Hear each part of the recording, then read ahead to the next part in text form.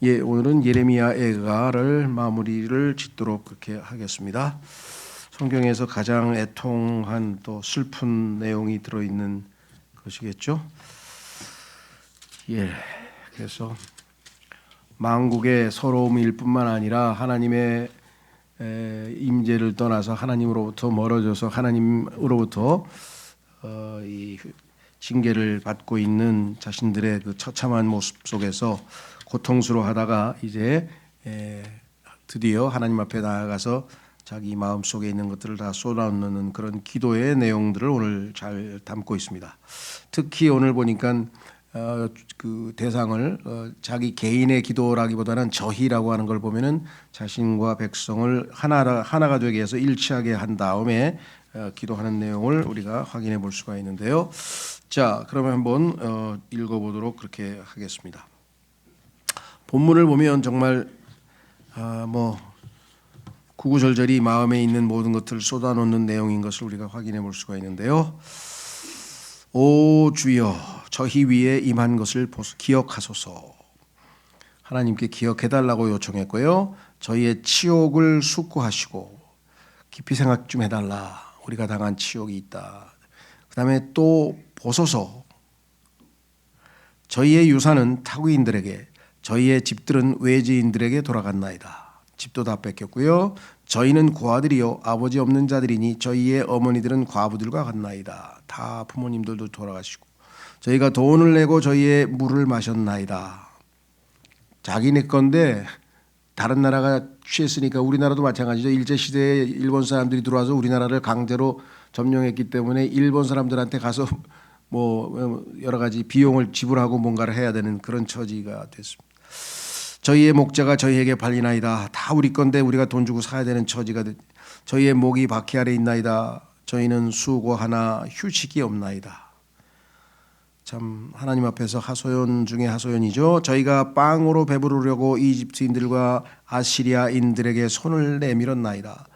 저희 조상들이 죄를 지었더니 존재하지 아니하나이다. 그런즉 저희가 그들의 죄악들을 짊어졌나이다. 그러면 이 사람들은 죄를 짓지 않았는가? 그건 아니죠. 16절에 가면 본인들도 죄를 지었다는 고백을 또 하게 됩니다. 자, 그러면서 종들이 저희를 지배하였나이다. 그들의 손에서 저희를 구출하는 자가 아무도 없나이다.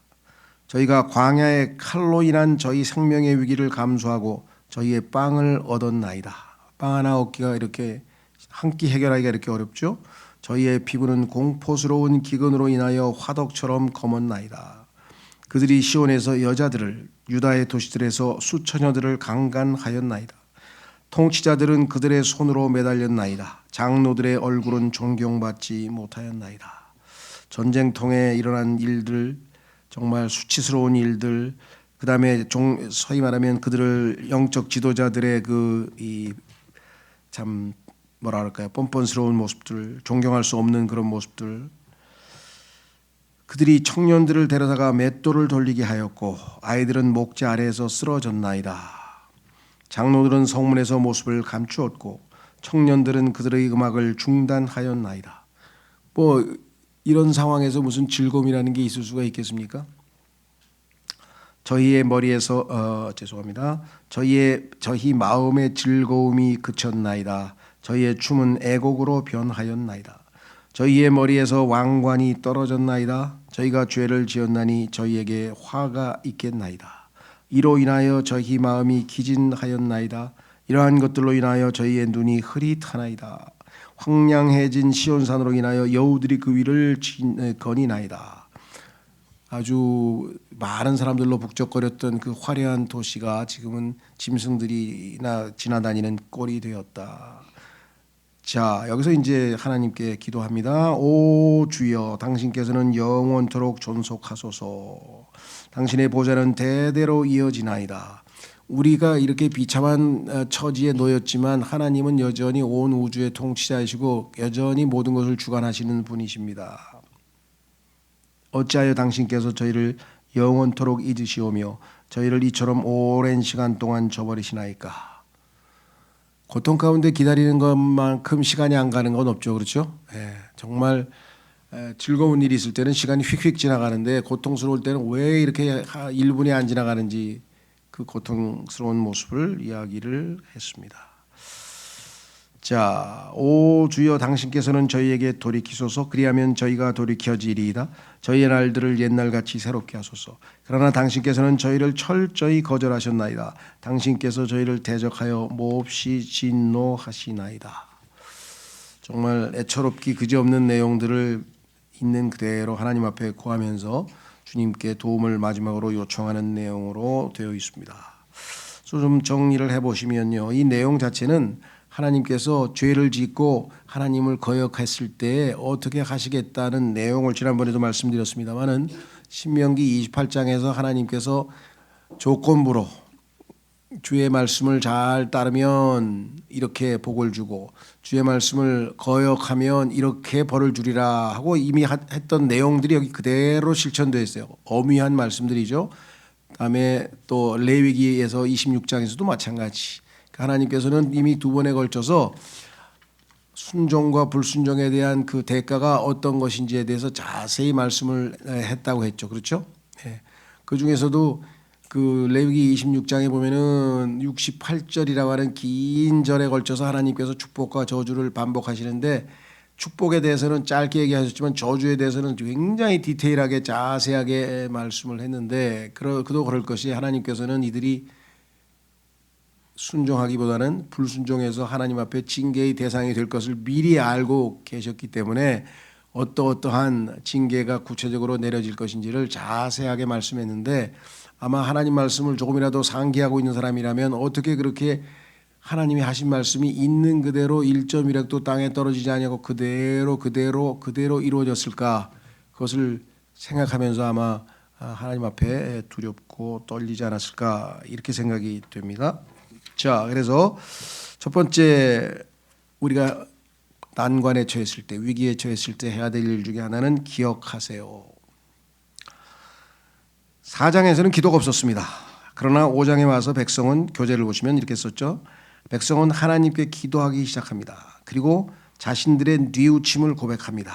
그들은 자유도 기쁨도 유업도 다 잃고 이제 정말 그는 그저 생존하고 있을 뿐입니다. 그러니까 생활을 한다는 거하고 목숨이 붙어 있는 거의 차이예요. 생존이라고 하는 것은 그냥 목숨이 붙어 있으니까 사는 거지 정상적인 생활이 아니죠.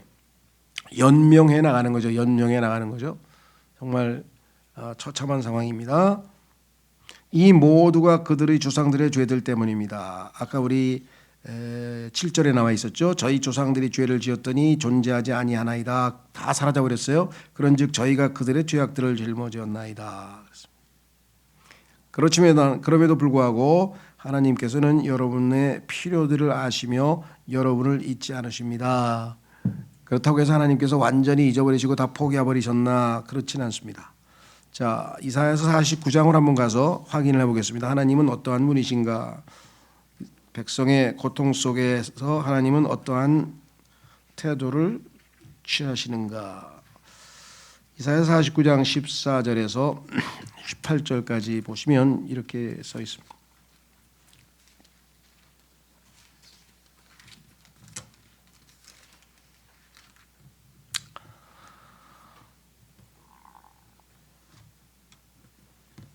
자, 그러나 시온은 말하기를, 시온은 예루살렘 성을 말하는 지칭하는 또 다른 시적인 표현이죠. 시온은 말하기를 주께서 나를 저버리셨고 나의 주께서 나를 잊으셨도라 하였도다. 너희는 그렇게 말했지만 어느 여자가 그녀의 젖먹는 자식을 잊을 수 있겠으며 그녀가 자신의 태에서 나온 아들에게 연민을 가지지 아니하겠느냐. 진정 그들은 잊을지라도 나는 여전히 너를 잊지 아니하겠노라.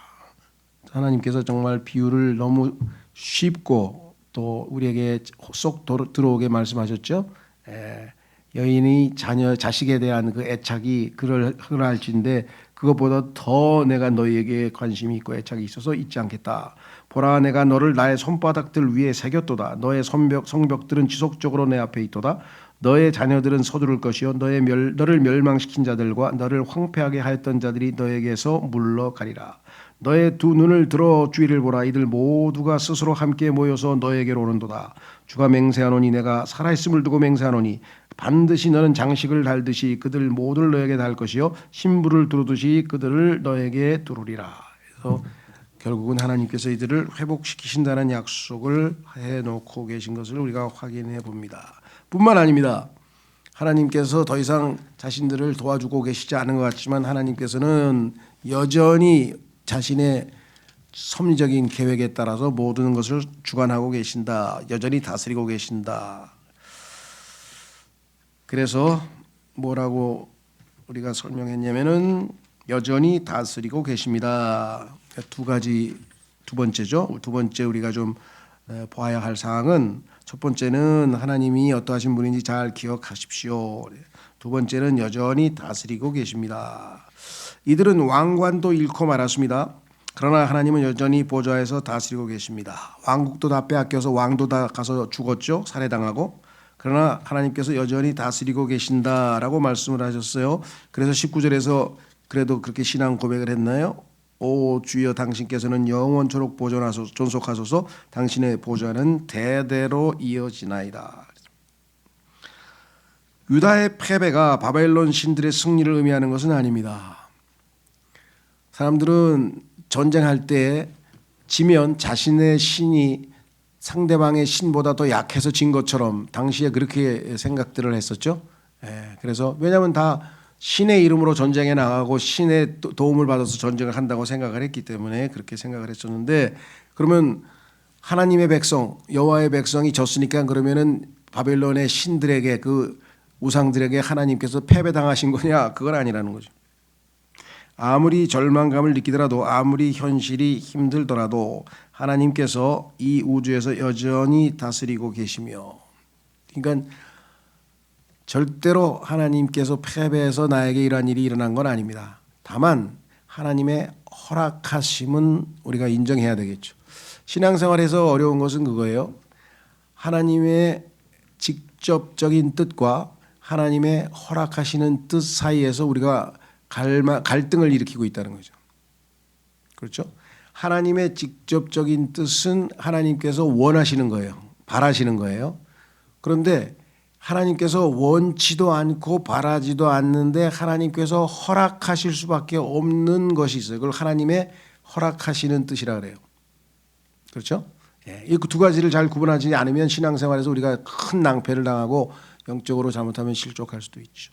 예를 들면 제일 유명한 욥기입니다. 욥기. 하나님께서 욥이 그렇게 고난당하기를 원하신가? 하나님의 직접적인 뜻은 당연히 아니죠. 왜? 하나님께서 욥에 대해서 뭐라고 칭찬하셨습니까? 완전하다. 그렇죠? 그다음에 올바르다. 그다음에 악을 두려워한다. 그다음에 악을 멀리한다. 하나님을 두려워한다. 그러면 인간에 대한 칭찬치고 하나님께서 이렇게 칭찬을 내린 사람이 이 세상에 한 명도 없었는데, 이렇게 높이 평가를 받은 욥을 하나님께서 의도적으로 괴롭히기 위해서 그렇게 어려움을 주셨다? 그건 아니죠. 뭔가 이유가 있어서 하나님은 원하시지 않지만 하나님께서 허락하실 수밖에 없었어요. 그래서 하나님의 허락하시는 뜻, 이것에 대해서 우리가 좀 이해를 하셔야 됩니다. 성경에 보니까 사도 베드로 후서에 하나님께서는 모든 사람이 다 구원에 이르기를 원하신다. 근데 실질적으로 모두가 다 구원에 이르렀나요? 모두가 다 회개하기에 이르신다고 해서 여전히 지금 예수 그리스도의 재림을 연기하고 지체하고 계신다고 생각을 하는데, 과연 하나님께서 이 사람들이 구원받기를 하나님은 원하시는 게 하나님의 직접적인 뜻인데 왜 그 직접적인 뜻이 안 이루어질까요?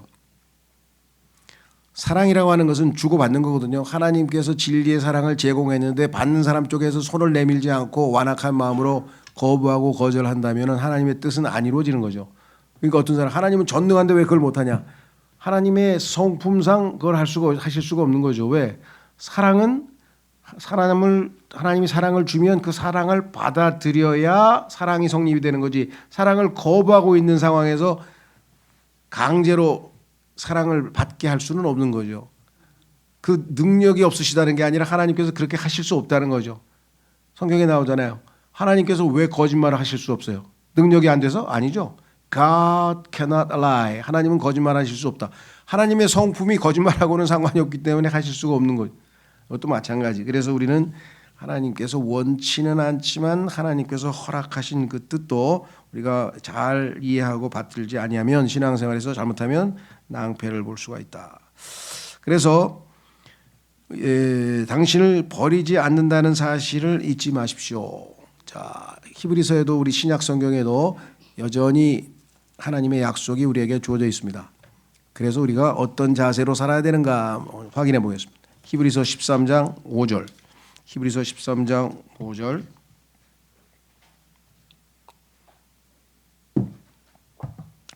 히브리서 13장 5절. 너희의 생활 방식에 탐욕이 없게 하라. 그리고 너희가 가지고 있는 만큼 그런 것들로 자족하라. 이는 그분께서 말씀하시기를 내가 결코 너를 떠나지도 아니하겠고 너를 버리지도 아니하겠노라 하셨기 때문이라. 하나님께서 이렇게 나를 버리지 않는다는 약속을 하셨는데 뭐가 두려워서 그렇게 탐욕스러운 삶을 악착같이 하려고 하느냐. 6절 이는 그렇게 하시어 우리로 하여금 주께서는 나를 돕는 분이시니 사람이 나에게 행할 것을 내가 두려워하지 아니하겠노라 하고 담대하게 말하게 하려 하심이라.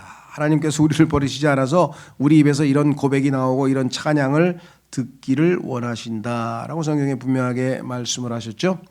예.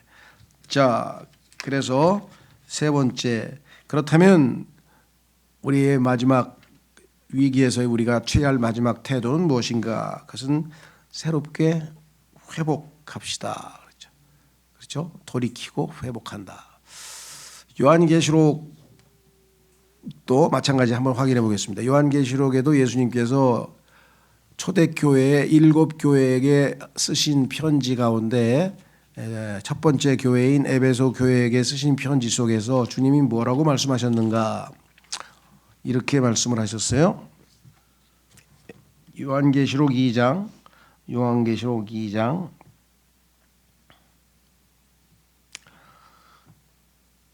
우리가 소위 말하는 일반적으로 얘기하는 초대교회죠.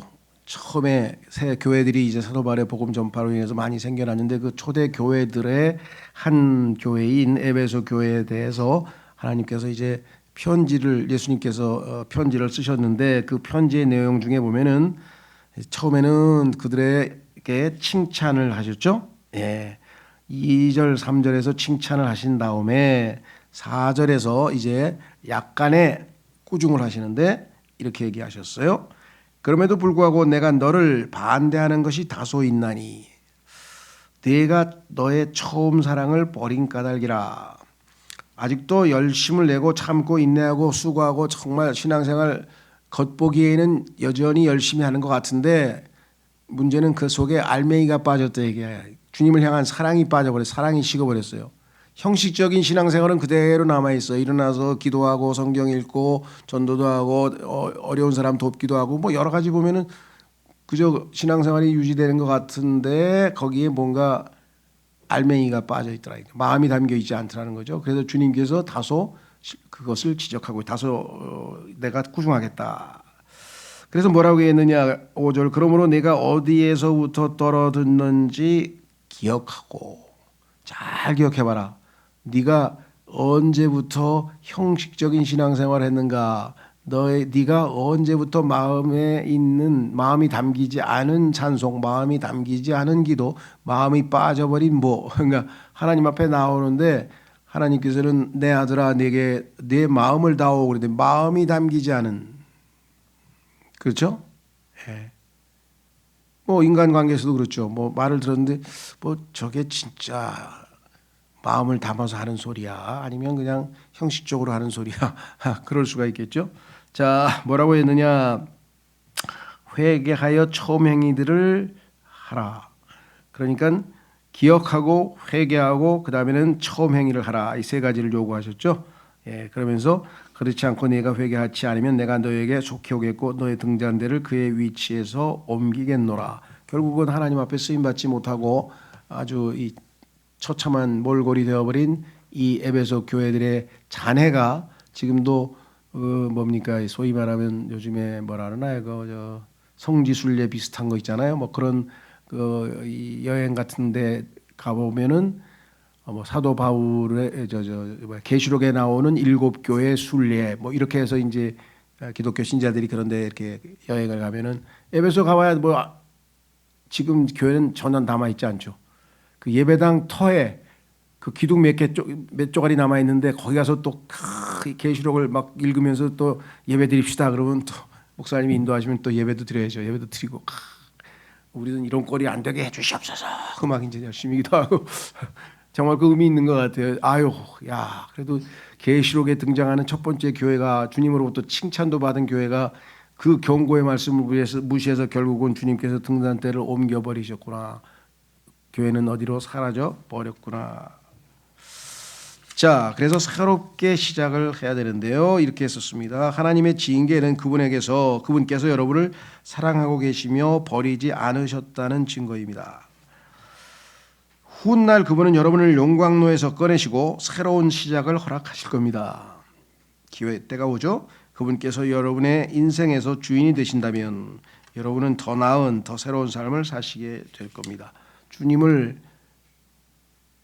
주인으로 모시지 않고 그렇죠. 딴 무엇을 마음속에 1순위로 넣어서 그것이 우상이라 그랬죠. 결국은 주님께서 멀어져 버린 결과 이렇게 된 것인데 회복할 수 있다. 자, 히브리서 12장 5절로 가시면 성경에서 가장 소위 말하면 하나님의 징계에 관해서는 우리에게 정확하게 징계가 무엇인지를 설명해 주고 있는 곳이 바로 히브리서 12장이라고 했죠. 한번 확인해 보겠습니다.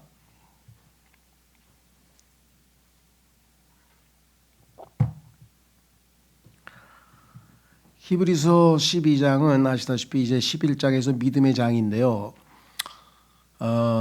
히브리서 전체가 유대인들 중에서 예수님을 믿기는 믿었는데 영적으로 앞을 향해 나아가지 못하고 자꾸만 시험에 들고 뒷걸음질하는 사람들이 있었어요. 그중에 왜 그런 일이 벌어졌는가? 그것은 유대교라고 하는 이 종교의 특성상 유대교는 단순히 하나의 다른 모든 생활을 하는데 종교가 하나의 어떤 요소로 있는 게 아니라 종교 자체가 생활이에요. 처음부터 끝까지가 다 종교 생활이기 때문에 종교를 바꿨다는 것은 유대교의 그 커뮤니티에서 완전히 이제 소외당하는 것이고 가족으로부터도 다 막 소외당하는 것이고 그러니까 굉장한 희생을 치를 수밖에 없는 상황인데 평생의 자부심을 느꼈던 게 유대인들의 그 종교잖아요. 성전이라든가 율법이라든가 모세 뭐 아브라함 하면서 그냥 막 자부심이 꽉 차 있던 자들이 이제 그 커뮤니티에서 쫓겨나가지고 예수 그리스도가 더 낫다.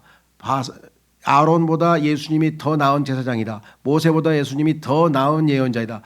더 낫다. 구약보다 신약이 더 낫다. 아론의 제사장보다 멜기세덱의 제사장 직분을 가지신 예수님이 더 낫다. 더 낫다. 더 낫다. 히브리서에서 핵심 단어가 키워드가 더 나은이에요. better.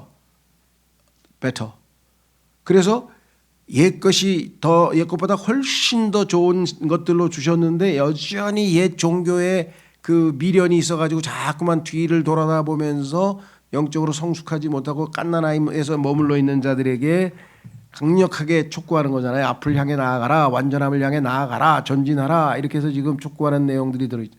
그래서 믿음으로 산 사람들의 예를 창세기부터 시작해서 성경 쭉 훑으면서 많은 믿음의 선진들을 예를 들어준 것이 히브리서 11장이잖아요. 그래서 12장에 와서 이제 뭐라고 했는가 보세요. 12장 1절에 이런 이유로 우리도 이처럼 커다란 구름 같은 증인들로 둘러싸였어요. 지금까지 증인들에 대해서 40절까지 히브리서 11장에서 40절에 걸쳐서 많은 증인들을 언급했습니다. 이 사람들이 우리의 증인들인데 우리가 모든 무거운 것마다 벗어버리고 너무 쉽게 우리를 에워싸는 죄를 벗어버리자. 우리가 지금 달리기 시합에 나왔는데 주머니에다 이것저것 무거운 거 넣고 들어오면 어떻게 시합을 할 수 있겠느냐. 무거운 거 내려놓고 신앙생활에 방해되는 거 내려놓고 두 번째는 이제 우리를 얽어매니까 에워싸지 못하게. 그래서 우리가 앞에 놓인 경주를 우리가 인내로 달려가며 우리 믿음의 창시자이자 완성자이신 예수님을 바라보자. 그분께서는 자신 앞에 놓인 즐거움을 위하여 수치를 멸시하시며 십자가를 견디셨고 하나님의 보좌 오른편에 앉게 되셨느니라. 그런즉 자신을 대적하는 죄인들의 그와 같은 반박을 견뎌내신 그분을 깊이 생각하라. 예수님을 깊이 생각하면 너희가 무엇을 해야 될지 이해할 수 있지 않겠느냐. 이는 너희로 하여금 너희들이 생각들 속에서 지치고 낙담하지 않도록 하려 함이라. 우리의 생각들 속에서 지치고 낙담하지 않으려면 우리는 예수 그리스도를 깊이 생각하고 그분의 어떠하심을 깊이 묵상합니다. 너희가 죄를 대적하여 분투하여도 아직 피 흘리기까지 저항하지는 않았느니라. 그리고 너희가, 여기 이제 오늘의 주제죠. 그리고 너희가 자녀들에게 하듯이 너희에게 이같이 이야기하시는 권면을 잊었도다. 하나님께서 자녀들에게 하듯이 뭐라고 권면했는가? 나의 아들아, 너는 주의 징계를 멸시하지 말고 내가 그분께 꾸짖음을 받을 때 낙심하지 말라. 이는 주께서 사랑하시는 자를 친히 징계하시고 그분께서 받아들이시는 모든 아들마다 채찍질하시기 때문이라. 이거를 많은 분들이 이해를 못하고 있는 것 같아요. 아까도 말씀드렸습니다마는 하나님께서는 죄를 지은 자를 징계하시고 매를 때리시고 잘못을 저지른 자를 매를 때리시고 징계하시고 이렇게들 오해하고 있는 분들이 많아요. 그래서 많은 분들이 뭐예요? 난 잘못한 것도 없는데, 나 열심히 신앙생활 잘하고 있는데, 나에게 왜 이런 일이 일어나지? 이거 이해가 안 되는데? 이렇게 생각하는데 여기는 뭐라고 했습니까? 예. 사랑하시는 자를 친히 징계하신다 그랬잖아요. 그러니까 징계라고 하는 것을 벌 받는 것처럼 생각하는데 성경에서 이 징계라고 하는 단어는 벌이라고 하는 개념이 아니라 훈련이라는 개념이에요. 디시플린이라는 말은 훈련 또는 징계인데요. 훈련은 아시다시피 뭐예요? 우리를 강하게 하고 단련시키기 위해서 하시는 게 훈련이잖아요. 그러면 디시플린, 훈련을 많이 받은 사람을 뭐라 그래요? 똑같은 그 디시플린이라는 단어에서 나온 단어가 disciple이에요. disciple.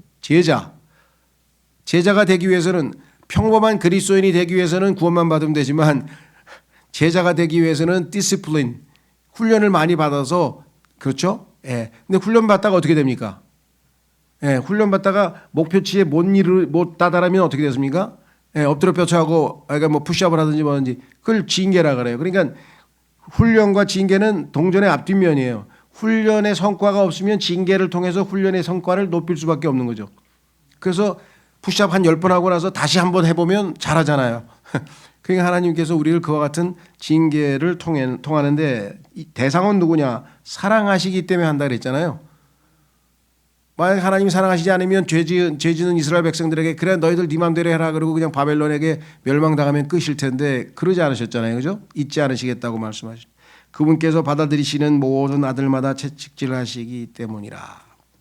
자, 여기에서 이제 하나님이 채찍질할 때에 반응해서 우리의 실패와 이제 정말 성공이 좌지우지되는데 무슨 소리냐? 하나님께서 징계하실 때 여기 나와 있죠. 만일 너희가 7절 징계를 견디어낸다면 하나님께서 아들들을 대하듯 너희를 대해주시리라. 너희는 아들들이야. 하나님의 아들들인데 신부는. 그런데 지금 꼴이 아들 같지가 않아 하는 꼴이, 그래서 아들처럼 대해주실 수가 없는데 아들처럼 되기 위해서 징계를 했더니 훈련을 시켰더니 변화가 돼서 징계를 견뎌냈어. 성과가 나왔어요. 그러면 어떻게 돼요? 그때부터 하나님께서 아들들을 대하듯이 아들처럼 대해주실 수가 있는 거죠. 이제는. 그죠? 말귀를 알아듣고 대화가 통한다 이 말이죠. 그런즉 아버지가 징계하지 않는 자가 무슨 아들이냐? 아버지께서 무관심하면 그 될 대로 돼. 네 하고 싶은 대로 해. 그거 하고 아이고 안 되지. 매를 때려서 내가 고쳐놔야지. 그래서 징계하는 자가 아들이다. 그러나 만일 모두가 동참자들이 되는 징계가 너희에게 없다면 그때 너희는 아들들이 아닌 사생아들이로다. 오히려 징계가 아무것도 없이 잘못을 했는데 죄를 짓고 그냥 엉망진창으로 사는데 모든 일이 여전히 잘 풀리고 뭔가 이게 왜 이러지? 그렇죠. 그런 사람들이 뭐라 그러지 않아요? 에이 하나님 없네. 내가 죄를 이렇게 짓는데도 때리지도 않고 아무 벌도 없잖아. 나 잘 되고 있잖아. 사업도 잘 되고 있잖아. 이런 사람이 있어요. 멍청하게. 너는 아들이 아니기 때문에 하나님의 관심 받기야 이 사람아. 하나님이 관심을 가지고 있으면 너를 매를 때려서도 바로잡지. 그걸 아셔야죠. 예. 자, 더욱이 우리를 바로잡았던 우리 육신의 아버지들이 있었으며 우리가 그들을 경외하였거든.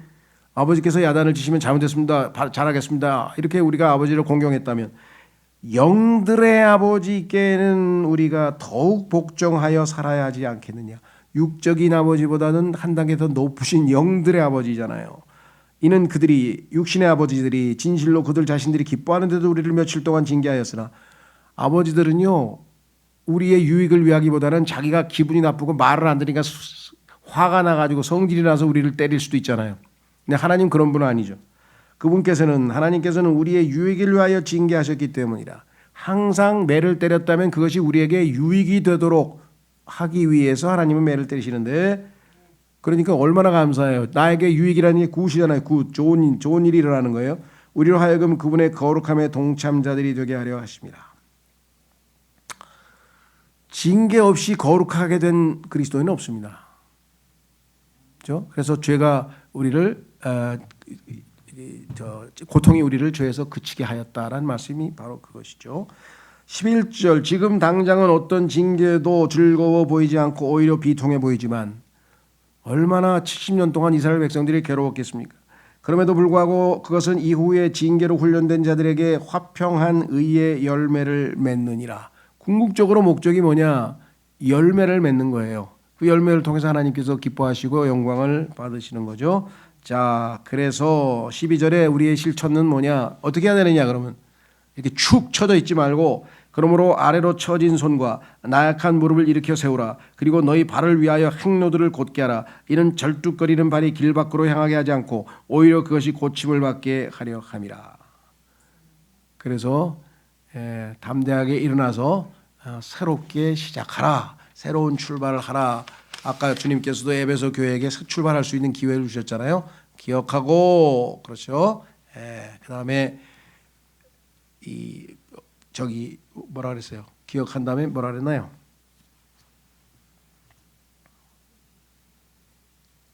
에베소 교회에게 주님께서 기억하고 처음 행위를 하라 그랬는데 두 번째 복 하나 있었는데,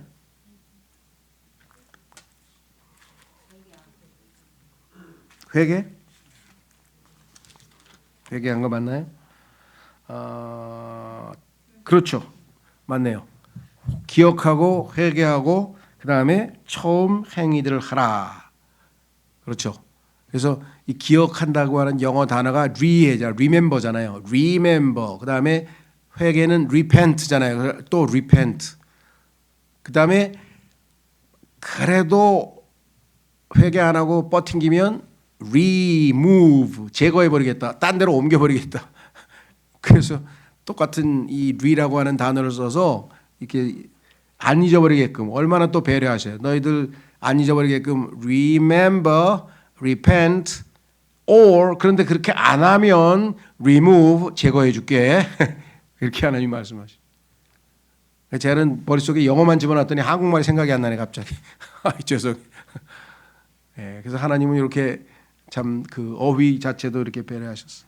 자, 그래서 우리는 이제 뭐 우리의 영적 상황에 따라서 여러분과 제가 각자가 적용하실 텐데, 우리도 기억해야 될 때가 있고, 여전히 하나님은 나의 상황과 상관없이 주권적으로 모든 것을 주관하고 계신다는 것을, 따라서 우리는 내가 하나님께로 돌이키면 언제든지 새롭게 출발할 수 있는 새로운 시작이 가능하다. 그렇죠? 의인은 7번 넘어져도 또 일어나서 8번째 시도할 수 있는 것이겠죠. 그렇죠? 그래서 그리스도인들에게는 이와 같은 참 징계를 통한 최종적인 의의 열매를 맺는, 하나님께서 기뻐하시는 열매 맺는 그 과정 중에 하나예요. 그래서 신앙은 끝에 최종적인 결과를 봐야 우리가 평가를 할 수 있는 것이지, 중간의 과정에 아무리 험난하더라도 최종적인 결과가 좋을 수 있잖아요. 그렇죠? 신앙생활이 겉보기에는 화려하고 좋은 것 같은데 맨 마지막에 가서 남는 게 없는, 그렇게 돼서는 안 되겠죠. 그래서 예레미야서를 통해서 우리가 배울 수 있는 것은 고난 속에서 하나님께서 끝까지 자신의 백성을 지켜내셔서 그들을 변화시켜서 다시 회복시키셨다. 또 그와 같은 삶이 이루어질 수 있기를 바라고요. 시간상 한 번에 한 장씩 짧게 요약해서 그냥 교훈만 얻었는데 뭐 디테일하게 자세하게 하자면 뭐 에레미야 52장 우리 계시록 22장 하는데 96시간에 걸쳐서 거의 2년 동안 했는데요. 52장을 만약에 그런 방식으로 한 단어 한 단어씩 해설을 하게 되면 너무 많은 시간이 갈 것 같아요. 그래서 그래도 우리가 예레미야서는 한번 공부해 보자. 이게 어려운 책이어서 대부분 간과하고 이렇게 한 번이라도 잘 읽기가 어렵기 때문에 시도를 해봤습니다. 예, 그렇게 하시고 다음번에는 원래는 기도하면서 이제 기도보다는 뭐라 그러나 요청에 의해서 소선지서를 12개 중에서 5개를 했더라고요. 그러면 7개를 안 했기 때문에 그 소선지서 나머지 7개를 다 하라 그러는데 소선지서는 아무래도 내용 자체가 비슷한 내용들이 꽤 많아요. 그러다 보니까 예레미야서도 지금 한 내용도 있는데 그 소선지서를 지금처럼 이렇게 또 한 챕터씩 이렇게 짧게 하는 게 한 번이라도 훑어보는 게 더 좋은 건지 아직은 판단이 안 서요. 그래서 제가 약간 한 3주 쉬면서 약간 좀 기도를 해보면서